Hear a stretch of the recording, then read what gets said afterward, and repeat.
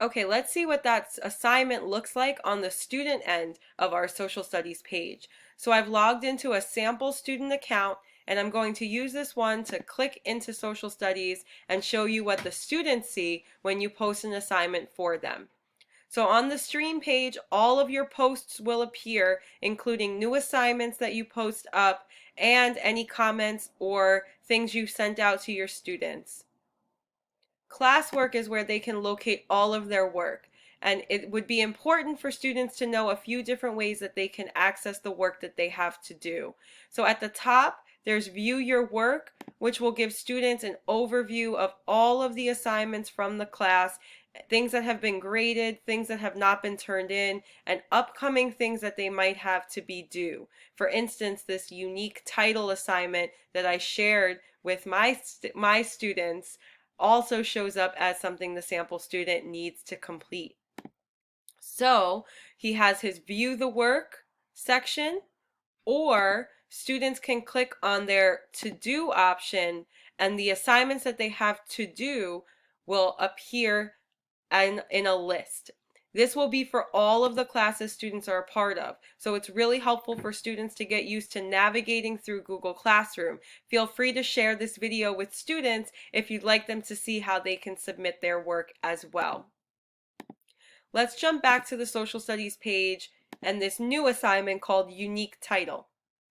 If I click on it, there will be the instructions, the Google Doc, and students will click View Assignment so that they can access the assignment page. Students, once they access the page, will see the instructions you wrote. They'll have the option to post a public comment on the class comment section that all students will be able to see, or private comments that are only between the student and the teacher. So this is the sample student posting a private comment to Mrs. Metter. The top right of the screen is your work. This is where students will access any Google documents that you created to submit with this assignment, or they have the option to add or create their own. So remember, we created this as a sample for students who may want to create or write an essay. So if students click on the document that's attached, since we gave Google the option or told Google to create a document for each student, you'll see that this is the sample student's version of the nonfiction essay. So if I had included the prompt and the instructions, students can see that they can start their introduction here. And just like just like Microsoft Word, students can use the same functions that they would use when writing the essay. Have you ever heard of the Constitution? One of my favorite hooks ever for an essay. Students can write their body paragraphs. Students can write their conclusions. Students can write questions and answers. If you notice, students are going to edit this document inside of the assignment page. They can close up that assignment page, and once they're done, they would click Turn In.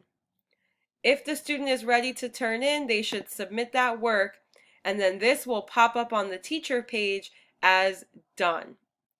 Notice there's the unsubmit button, so if students make a mistake or students need to grab their work back to make an edit and they don't want the teacher to see it, they also have the option to unsubmit.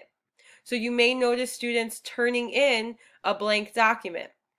Send them a quick reminder, please submit your completed work before clicking Turn In. I shared this with a student today that if they submit nothing, it's the same as turning in a blank piece of paper. So we don't want our students to submit or click Turn In until they're ready for you to view their work. That will take some reminding and some practicing with our students. Students also have the option in any assignment to add or create their own Google Doc to send their work back to you.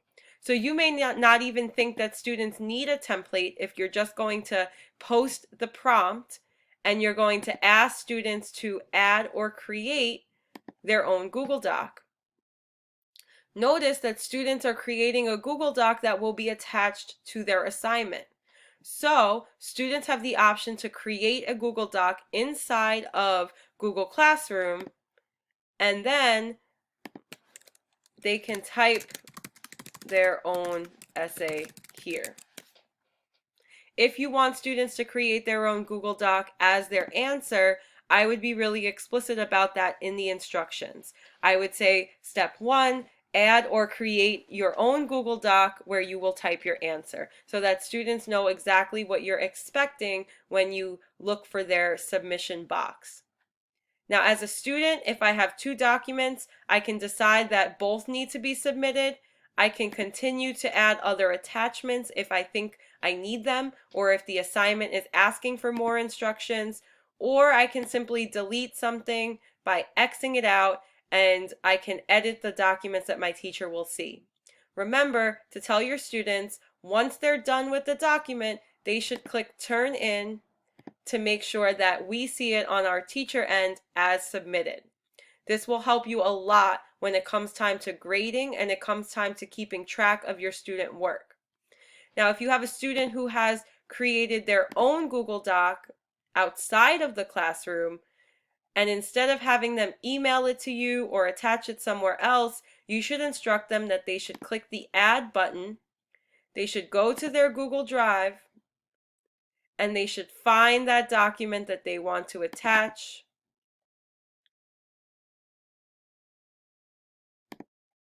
They have to make sure that they own that document.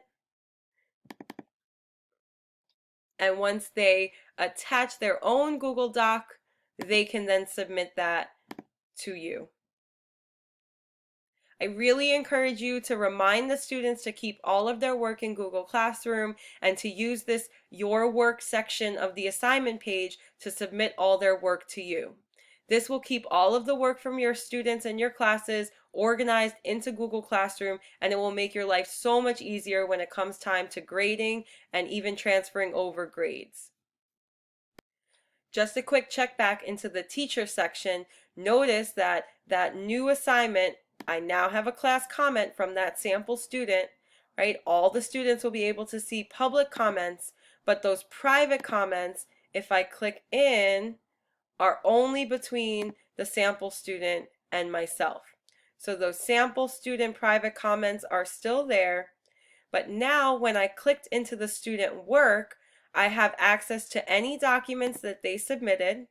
Remember, this student attached an extra document, and I have the option to see their work inside of Google Classroom. Anything I type in on Google Classroom is going to be added as a note or a suggestion for students.